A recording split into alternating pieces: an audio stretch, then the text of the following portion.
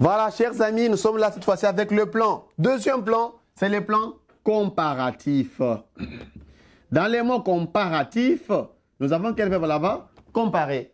Il y a les mots comparaison. C'est quoi la comparaison? C'est lorsque nous établissons les parallélismes, la ressemblance, la dissemblance entre deux termes ou deux éléments.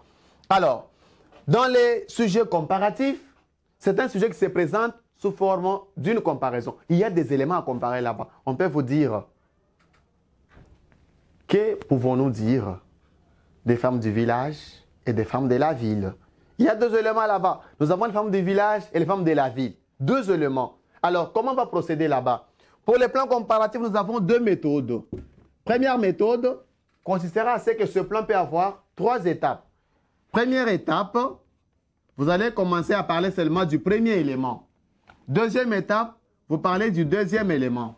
Troisième étape, vous donnez ce qu'on appelle la réflexion critique. Voilà.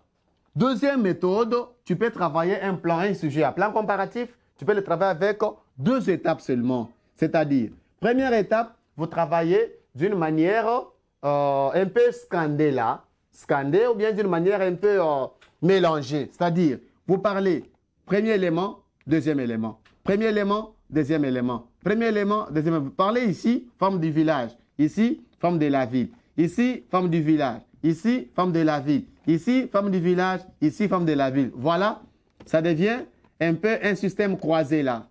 Voilà. 1, 2, 1, 2, 1, 2. Tous les deux éléments au même moment. Et par après, vous venez donner ici, deuxième étape, sera la réflexion critique. Donc, les schémas de notre plan comparatif sera comment? Sera aussi comme ça. Dans mon carnet, je mettrai mon introduction d'abord. C'est la partie la plus importante. Mon introduction. Je viens ici dans mon développement. Je mettrai quoi d'abord? Je commencerai par développement. Première partie, j'ai parlé d'abord de comparaison de mes éléments. Soit je peux aller de la première méthode, soit de la deuxième méthode. Si je suis dans la première méthode, je vais parler l'élément 1, je termine. L'élément 2, je termine. L'élément 3, ça sera deuxième partie qui sera pour la réflexion critique.